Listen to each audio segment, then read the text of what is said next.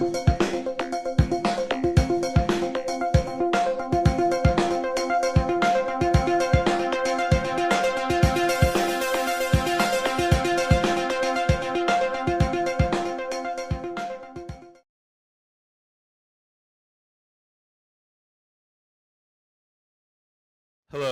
So I don't know if I came a few minutes late, so I may have missed this, but how many people identify primarily as entrepreneurs in the audience tonight? All right. How many are students? Seem to be a decent student showing. How many have full-time jobs elsewhere and are just sort of curious about what this entrepreneurship thing is all about? What am I missing? Investors in the audience? No? It's not good when they laugh at that question, but we're working on it. Software developers. A few. Okay, cool. By the way, good job, Busy Hood and Hatched It. I like how Hatched It doesn't trust her friends to see your photos on Facebook, but trusts the friend to see your photos who forgets to pick up her son at the birthday party. That doesn't sound right. All right, so this is story time with Aaron Price. I'm Aaron Price. Those are my Twitter handles if you want to follow along. But I want to tell you, not story hour, story 15 minutes, a little bit about my history. So I've been an entrepreneur for a long time. In high school, my brother and I patented a weightlifting device. And we thought this was going to be amazing and be the next big thing in our lives and probably set us up for life. And it turns out there was no market opportunity whatsoever with adding weight to your own pull-ups and dips because most people can't do pull-ups and dips with their own body weight. So lesson number one, make sure there's actually a market for your product. But we learned a lot about being scrappy, so we sold carabiner key rings. So if some of you may have been in high school around the time that I was, in 1992 to 96, carabiner keychains were super popular. I called a big distributor, pretended I was a store. They sent me a bunch of samples. We sold them. I paid for our patent. So it was a really good lesson in how to raise capital, being kind of scrappy, and what it meant to be an entrepreneur. Went to college, started one of the first online food ordering services for college campuses because I was like students here, lazy, didn't feel like waiting on hold a lot, so we started a service to let people order food online. And it actually was very successful for two college kids. We had some trouble scaling it, but worked on that for a few years, had a modest exit, but learned a lot there that I'll touch on a little bit later. Was hired by a company called Return Buy that raised about 15 million in venture capital about 6 months before I got there, and we went bankrupt a year later, so that was a good one. Started a company after that called eFordables, where I sold excess inventory for retailers and manufacturers, primarily Harley-Davidson motorcycle parts. This business was successful. I actually had a nice exit on this one, but again, there were a lot of lessons there. My wife at the time worked for Johnson & Johnson. Had an opportunity to move to China right as I sold the company, so we did that for a year. And I had the best title that I think I'll ever have, which is trailing spouse. But along the way, in all these opportunities, I realized that entrepreneurship could be a very lonely experience. The example with the motorcycle parts may sound kind of cool. We had a nice exit, but the reality was it was me in a warehouse about the size of this room, maybe 3 times the size of this room, in an office about half the size of this stage, with mostly very nice but not that stimulating high school kids doing a lot of the work, and it was a challenging environment for me to feel really stimulated. And so I realized that, one, if I were to do this again, I needed to figure out a way to solve that problem. And the other thing that I learned is that entrepreneurs make a lot of mistakes, put less gracefully this way. And so when I came back from China, I had an idea for a site for do-it-yourselfers to share their projects. A lot of the guys who bought their motorcycle parts from me were sending me pictures of how they fixed up their bikes, and we thought, there must be an opportunity to build community around do-it-yourself projects. Except, oh, there we go, that's what I was hoping to show you. So it was called Make Mania, and this time, as I was coming back to the States, I had come across an accelerator program that was new to New York. There weren't the Techstars, and Y Combinator existed, Techstars New York did not. So the Founder Institute was the only thing, I'm behind the slide, sorry. The Founder Institute was the only thing available at the time in the New York area, and the idea was a very intensive 3-month program where they brought in founders to talk about the lessons learned that they'd had, some really name brand companies that you would have heard of, to talk about the sort of trials and tribulations that they faced. And they put us in groups. We had a shared equity pool. It was a very intensive, amazing experience, probably one of the best experiences of my life, partly because I met this guy, Gabe.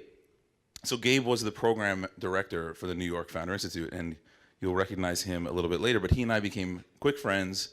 He was one of the speakers at the event. He's written several books on gamification. He's had a few exits. He's had a few failures, but he was someone who became a really strong mentor to me, and that's going to play a key role later on in the story. So I graduate from the Founder Institute, and so now it's less lonely because I've got a group of about, we started with 40 entrepreneurs. People get kicked out or dropped out, so we graduated with a class of 11. But I have a really solid class of 11 people I can count on, and I've learned a lot, so I'm making fewer mistakes. And I'm trying to apply those mistakes to my next company, which at this point is called Make Mania, this site for do-it-yourselfers to share their projects. And I've graduated, and I'm super pumped up. And I want to keep doing things like that. I want to keep hearing from interesting founders. And I'm still sort of lazy like the college kids I was, and I was tired of going to New York all the time. I live in Hoboken. So I started something called the New Jersey Tech Meetup. How many people here have been to or heard of the New Jersey Tech Meetup? Excellent. Some of you. Not as excellent as I would have hoped, but still. The format was, originally the idea was to get hopefully 30 people in a room, talk about our issues, and kind of move on. The format's evolved into 30 minutes of networking, 3 startups present, have 5 minutes each, and then a feature speaker, typically someone like that, one of the speakers at the Founder Institute, where we'd hear from, we've had people like the co-founder of Hot Jobs, the co-founder of Razorfish, the co-founder of the Huffington Post, the co-founder of Priceline, and it goes on. So we've had some phenomenal speakers, and in the last 4 years, this is our actual member growth. So we've grown to the largest technology group in the state. We're approaching 3,500 members, and it's opened up some huge opportunities for me, a fantastic network, and I'm really proud about what's going on in the Hoboken area and northern New Jersey in general. And it's great to see, by the way, this many people here. A few years ago, this was not possible, so kudos to Dennis and the team for putting this together. So at that event, I'm still working on Make Mania. The Meetup is a side project. But I recognize that it's a really challenging thing to get an audience like this, or even an audience at a corporate event, like I'm sure many of you have been to focus. So we started with something, and I built this tool. It was a gamified phone-based voting system. And those of you who've been to the event have seen this, where at the end of the night, we put up on screen a number you call in, and you hit 1, 2, or 3 on your phone, like the things on American Idol behind the seats, to vote on the best startup of the night. And it was really popular. People said it was really cool. They were interested in potentially using it at their own events. And for me, it was just a side project. I was focused on Make Mania, and that was all I wanted to do. I wasn't really interested in building a commercial product out of this tool. So at the same time, though, Make Mania has morphed a few iterations later. It's been 3 years. I'm kind of treading my wheels. And now we focused in the arts and crafts space, which is a $30 billion market that still today has a huge e-commerce opportunity, but we could not crack it as we pivoted into WeCraft. And it just felt like we were sort of headed into this nowhere land, a path to nowhere. And so I started talking to a lot of mentors. At this point, I'd built a pretty solid networking group of really interesting founders to talk about, well, if this isn't working out, should I keep at it? Because determination is a big part of my philosophy of how I think people become successful. But I didn't want to make a foolish decision. So you might remember Gabe from earlier. Gabe runs the Gamification Summit. He's written, as I mentioned, several books on gamification and runs an annual event called the G Summit. And he had built for his own event a tool that gamifies social media use. So get people more active in social media, because as you've seen tonight, people have thrown out hashtags, Twitter handles. It's a big mess. It's not an easy thing to get people focused around social media. So he and I were talking. I was explaining my frustrations with WeCraft, the issues I faced with the team, and the reasons I thought I was having trouble finding some real traction. And he suggested, let's team up and build the best audience engagement system on the planet. And he also had a tech co-founder or someone ready to be the tech co-founder, which is the guy at the bottom, Justin, who's saying me too. And so the 3 of us teamed up, and livecube was born, officially born just this past September, although we've been talking about it most of the summer. And livecube is about trying to focus engagement at events. So I'm going to tell you a little bit in the second half of the story about how this works. So we recognize that there is a big problem at events. People, if you were looking around, maybe now I'm keeping some people's attention, but while I was watching before, at least a third of the audience was on some kind of device. Someone was texting, someone was playing a game. That's not their fault. This is what happens at events. We have the biggest distraction tool on the planet in our pocket. And so as an event organizer, we're trying to help people or organizers put out a tool that makes events more fun. Social media is very distracting. People don't know the hashtag. So tonight, I bet if I were to ask now, I won't, because it's probably a waste of time, but I bet most people won't know the hashtag that I think was MSU event. Maybe it was MSU Meetup. I'm not really sure. But people tend to misspell them. And you have about 3 seconds, literally 3 seconds, when someone takes out their phone and they're starting to post on social media to capture their attention. And if they're fumbling with what's the hashtag or what's the speaker handle, I doubt many of you remember what my speaker handle was in that first slide. You're losing their attention. And then the next thing you know, they're off on Candy Crush, they're playing Words with Friends. You've lost that in 3 seconds, and they moved on. It's true. And beyond that, you're wondering who's here, what are they talking about, where are the people that I should network with, who do I want to connect with? And tonight, you've seen some of the messaging come out about people's announcements on the Meetup board, which is a very efficient model, but the only tool that you have available right now. You've had people, probably many people would like to connect, but don't have a good way of finding the people in the audience and what it is that they, or the best way to connect with them. So overall, attendees are just very distracted. So it's a good thing I put that up on the slide. We built livecube, and livecube is a gamified application for events that ties together social media, networking, surveys and polls, sponsor check-ins, and every tool at the event to maximize audience participation. Like it says here, social interaction plus game mechanics plus the agenda plus networking plus polling and surveys, maximum audience participation and engagement. So put a little bit more simply, we believe that anybody on the planet goes to an event to learn something or to meet someone. Any kind of event on the planet, you're going there to learn something or meet someone. And so we take that principle and help people share ideas and meet people applied to the power of gamification. It's a mobile-first product, so people earn points and badges and real-world prizes. We've had people give away a meeting with the CEO, a meeting with the C-level executives, free parking at the company for a week, dollar prizes. Verizon Wireless is giving away a lot of dollars for their company store for internal events. And people are earning these things for the kinds of things that we're trying as event organizers to incentivize in the audience. That's connecting with one another, for posting to social media, for sharing photos, for retweeting other people's messages, for all the things we're trying to incentivize, and we make it a lot of fun, which is kind of a bad word in the corporate event space, but it turns out, as human beings, we kind of care about that a little bit. And so you end up with this really great dashboard that works on any device, that has a focused and empowered audience where they can see what they can do to interact with other people at the event, what they can do to interact with the content. You can see some of the statistics on how much reach an event has. If it's a public event powered by Twitter, so you can see, 1,000 people powered so many messages that it had a reach of over 2 million potential Twitter followers. So you can see what the most interesting ideas are. So you can sort by the most retweets. And you can imagine an event like tonight, we would have had sessions on the opener on each startup, and you could have had a listing of the top 10 or 15 posts as it related to each one. Instead of, I see a lot of people taking paper notes, and people are taking other notes, and people are not taking notes at all. And so we try to make we try to make sense out of all the noise. Because social is a very distracting tool. You might be, even if you're good at Twitter, which is hard to be, but even if you are, you're still distracted by Miley Cyrus's latest tweet.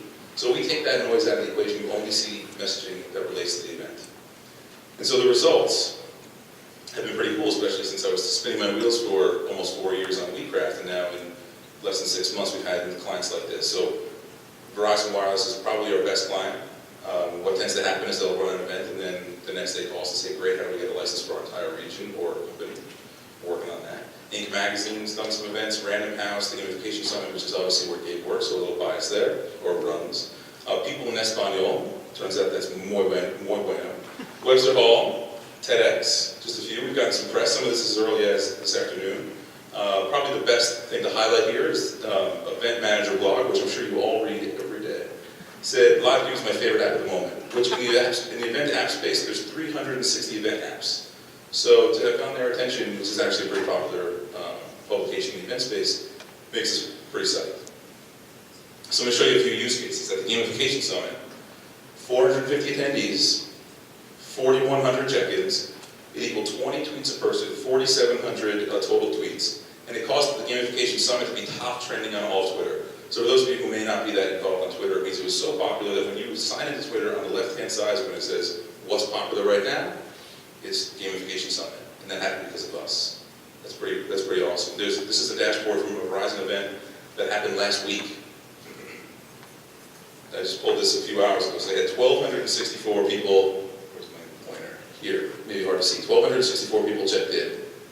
It generated 20,650 posts. You may not be able to read that number, or that one over there, maybe if you're looking over there. 38,800 reposts and 1,400 check-ins. And here's the leaderboard. It shows the breakdown of devices in use. Interestingly enough, they had a bunch of people on laptops, not so many people on tablets, and a whole lot of people on mobile. This is what we call a projected view that's up on screen, much like it would be now, but all the numbers would be moving when there's a speaker going to show people why you might engage with an event. Normally there's a URL that I hid so that you didn't all go log into the Verizon event. And to show you some stats on, or show you some feedback, we've had people tweet within the system, hashtag thanks livecube, livecube is the best. Who needs Facebook when you've got livecube? Love livecube. I'm going to have livecube withdrawal tomorrow. I hope we can use livecube again soon. LiveCube was an awesome idea, loving this. Can we keep LiveCube all year? Which is something we're thinking about trying to upset Yammer, which would be really awesome. And so on what's next, events is bigger than the auto industry. $263 billion spent on producing events year-round. Now that includes everything from the Super Bowl down to your local meetup. We think our addressable market is somewhere in the $15 to $20 billion range, but it's a ginormous space with no major winner. Why is it 2014 and we're all sitting here with paper or not, without a tool to focus our behavior at an event? We hope to be the market leader in that. Primarily what we're working on right now is selling and selling and selling the product. That's what I spend most of my time doing. We're looking to grow the team. If you are an IT person who knows Ruby on Rails and HTML5 well, we'd be interested in talking to you. We're trying to avoid raising capital. I've been involved with the VC world. I was the entrepreneur at large for Gotham Ventures. I've been involved with raising capital before. I know it sounds sexy on TechCrunch, but it's a huge pain in the ass and a huge distraction. I would encourage you, if you can, to build your company at least to some level of sustainability on your own, if that's possible. We're hoping we can do that. So far, so good. But at some point, we probably will need a capital infusion to scale the company. And we're building it for an exit. We're not being shy about that. This is definitely a market that has a lot of money rolling around, and we're hoping that we can build a company to sell it. I always tell people to come to an event like this with an ask. It's like when Dennis asks people to stand up and have an ask. So my ask is, if you know corporate event planners, or you know companies in general with marketing teams, because most large companies have tons of events, so we would love an introduction on ap@livecube.co. I didn't put as many slides together on lessons, but there were a few that I'd like to share. So the first is, whatever you do, make it 10 times better than your competition. So there's a lot of competing businesses. Why did Facebook win? Why did Twitter win? Why did Hot Jobs win? Or and eventually lose? Think about making your business an order of magnitude better than your competition. That's really important. Make sure you have the absolute best possible team. Don't worry about the equity you may have to give up. Team is critical. I lost this battle on WeCraft. Do whatever you have to do to attract a great team.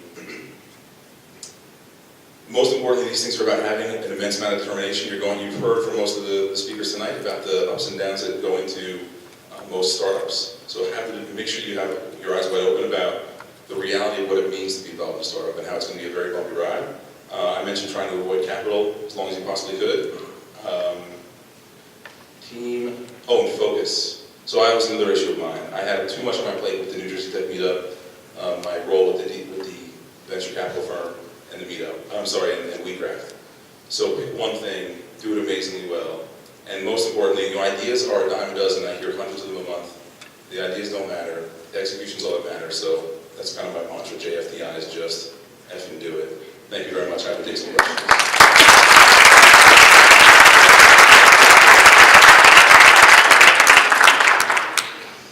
Any questions? Yeah, I have a question. Do you charge for your clients? Do you charge like a flat rate or a subscription? How does it work? The revenue structure for you? We charge $4,800 for a single day use for up to 200 people, and it goes up from there depending on how many days and how many people.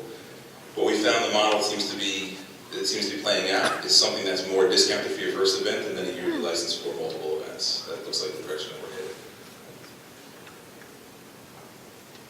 Yeah. Is your tool the registration tool for the event, or is it going in parallel with the existing registration system? Good question. So at the moment, we've integrated with several registration tools.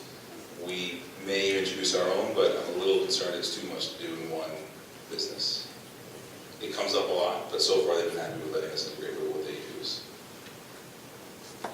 Yes? Does LiveCube allow for remote or virtual participation in an event? Good question. So at the moment, LiveCube does not allow for remote participation. So Gabe, running the Gamification Summit, does quite a few virtual seminars. And so we're playing around with embedded presentations and a better way to engage a virtual audience, but we don't have a public product for that yet. I actually forgot to mention the most important thing after preaching about the issue with speaker handles and hashtags is we besides lots of other things, we auto-populate the speaker hashtag and handle so that no one has to think about it. Yes? So if I'm a Verizon corporate event planner and you're my, and I'm a client, what, I'm getting all these analytics, what, in a virtual, I'm trying to understand exactly what I'm getting. Sure. So you get a few things. One is you get a tool that's a web-based app that lets your attendees engage with the event. That's first and foremost the thing you get. And I didn't go into a lot of details, but it's a web-based app, not a downloadable app, because 30 to 90% of people in our audience won't download a new app for an event like tonight for a single day event. What you're getting is then analytics around every single session, so the most engaged audience members, the most interesting messaging, the highest point earners, and you can prize a lot of these metrics. And you also have a way to show ROI if you spend 150 grand on a corporate event, that you can, like that Verizon summary that shows we had 30,000 or 38,000 messages over only 1,000 participants, and here's how many were on message. Here's the sessions that they liked.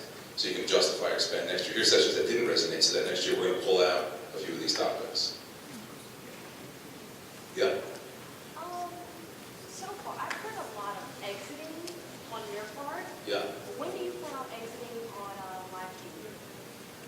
Well, my point was that we are positioning, so some people will preach that they don't think about an exit, that they're not building a company for an exit.